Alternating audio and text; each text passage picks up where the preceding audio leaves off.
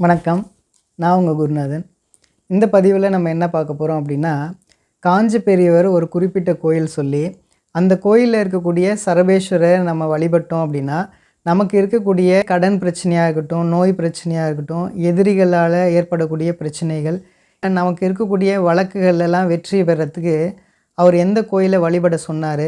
அதான் நம்ம எல்லாம் செல்வ வளத்தோடு இருக்கணும் அப்படின்ட்டு தன்னுடைய ஞான திருஷ்டியால் ஒரு குறிப்பிட்ட இடம் சொல்லி, அந்த இடத்துல மகாலட்சுமிக்காக ஒரு கோயில் எழுப்புங்க அப்படின்னு சொன்னார். அது எந்த இடம்?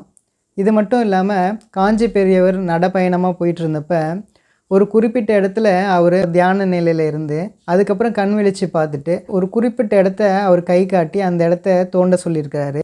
அதுக்கப்புறம் மக்கள் அந்த இடத்த தோண்டினதுக்கு பிறகு 2 சாமி சிலைகள் அந்த இடத்துலேருந்து எடுக்கப்பட்டிருக்கு. அது எந்த கோயிலில் இருக்குது?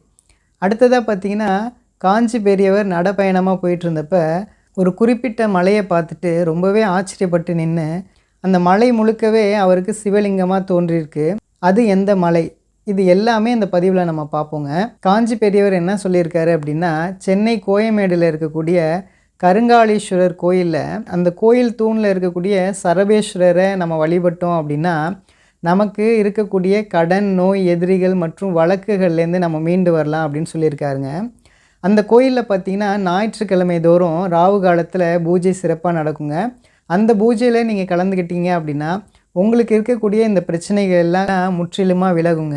அடுத்ததாக இந்த காஞ்சி பெரியவர்கிட்ட மக்கள் எல்லாம் கேட்டிருக்காங்க, மக்கள் செல்வ செழிப்போடு வாழ்கிறதுக்கு ஒரு சிறந்த வழி சொல்லுங்கள் அப்படின்னு சொன்னப்ப, அவரோட ஞான திருஷ்டியில் உருவாக்கப்பட்டது தான் இந்த பெசன் நகரில் இருக்கக்கூடிய அஷ்டலட்சுமி ஆலயங்க. அந்த அஷ்டலட்சுமி கோயிலில் இருக்கக்கூடிய மகாலட்சுமியை நீங்கள் எல்லாம் வழிபட்டீங்க அப்படின்னா உங்களுக்கு செல்வ வளங்கள்லாம் கண்டிப்பாக பெருகுங்க. அடுத்தது இந்த காஞ்சி பெரியவர் என்ன பண்ணுறாரு அப்படின்னா, நடைப்பயணமாக ஆதம்பாக்கத்தில் இருக்கக்கூடிய நந்தீஸ்வரர் ஆலயத்துக்கு போகிறாருங்க. அவர் போகிற வழியில் அவருக்கு ரொம்பவே களைப்பாக இருக்கனால அவர் ஒரு மரத்தடியில் அவர் கொஞ்சம் நேரம் இளைப்பாடுறாருங்க. அப்போ அவருக்கு ரொம்பவே தண்ணீர் தாகம் எடுக்குது. உடனே அவர் தண்ணீர் கேட்குறாரு. கேட்ட உடனே ஒரு சிறுமி மகா பெரியவருக்கு தண்ணீர் கொடுக்குறாங்க. உடனே மகா பெரியவர் அதை குடிச்சிட்டு யார் அந்த சிறுமி அப்படின்னு திரும்பி பார்க்கறதுக்குள்ளே அந்த சிறுமி மாயமாக மறைஞ்சிடுறாங்க. உடனே மகா பெரியவருக்கு ஒன்றும் புரியல, யார் அந்த சிறுமி அப்படின்னு சொல்லிட்டு கொஞ்சம் நேரம் திரும்பி அங்கேயும் இங்கேயும் பார்க்குறாரு. கடைசி வரைக்கும் அவரால் பார்க்க முடியல. அதுக்கப்புறம் மகா பெரியவர் கண்ணை மூடி கொஞ்சம் நேரம் தியானம் பண்ணுறாரு.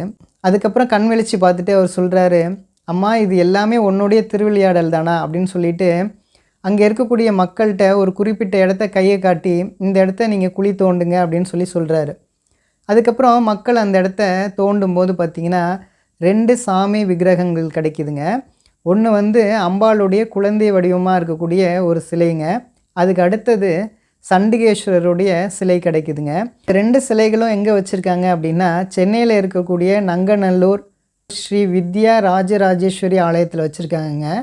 அதனால் இந்த ஆலயத்தில் போயிட்டு நீங்கள் வழிபட்டீங்க அப்படின்னா உங்களுக்கு எல்லா விதமான பிரச்சனைகளும் தீருங்க. கடன் பிரச்சனையாக இருக்கட்டும், அதே மாதிரி திருமண தடையாக இருக்கட்டும், குழந்தை பாக்கியத்தில் ஏற்படக்கூடிய தடைகளாக இருக்கட்டும், அது மாதிரி அனைத்து விதமான பிரச்சனைகள்லேருந்து நீங்கள் கண்டிப்பாக மீண்டு வரலாங்க. இன்றைக்கும் அங்கே இருக்கக்கூடிய அம்பாள் எல்லா விதமான பிரச்சனைகளையும் தீர்த்து வைக்கிறாங்க. அடுத்ததாக காஞ்சி பெரியவர் பாத யாத்திரையாக போயிட்டு இருந்திருக்காரு. அப்போ பார்த்தீங்கன்னா ஒரு மலையை பார்த்து ரொம்பவே வியந்து நின்றுறாருங்க. எதனால் அப்படின்னா, அவர் அந்த மலை முழுக்கவே அவருக்கு சிவலிங்கமாக தோன்றியிருக்குங்க. உடனே அந்த மலை மேலே அவர் ஏறலை. என்னுடைய கால் பட்டால் அது அபச்சாரம் அப்படின்னு சொல்லிட்டு அந்த மலைக்கு கீழேயே நின்று வழிபடுறாருங்க. அப்படிப்பட்ட சிறப்பான மலை எது அப்படின்னா, அதுதான் இந்த பர்வத மலைங்க. இந்த காஞ்சி பெரியவர் வணங்கினதுக்கு பிறகு தான் இன்றைக்கி அங்கே லட்சக்கணக்கான மக்கள் போயிட்டு வராங்கங்க. பர்வத மலையில் இருக்கக்கூடிய அந்த சிவபெருமானை நீங்கள் வழிபட்டீங்க அப்படின்னா உங்களுக்கு இருக்கக்கூடிய அனைத்து விதமான பிரச்சனைகளும் கண்டிப்பாக விலகுங்க. பட்ட ஒரு சிறப்பான ஆலயங்க இது. ஆக மொத்தம் இந்த காஞ்சி பெரியவர் சொன்ன இந்த 4 திருத்தலத்தையும் நம்ம பார்த்தோங்க. இந்த திருத்தலத்தெல்லாம் உங்களுக்கு எப்போ வாய்ப்பு கிடைக்குதோ நீங்கள் நல்லபடியாக நீங்கள் போயிட்டு நீங்கள் வணங்கிட்டு எல்லா விதமான பிரச்சனைகளிலும் நீங்கள் மீண்டு வரணும் அப்படின்னு நான் கேட்டுக்கிறேங்க. நம்புங்க, எல்லாமே நல்லதே நடக்குங்க. நன்றி, நன்றி, நன்றி.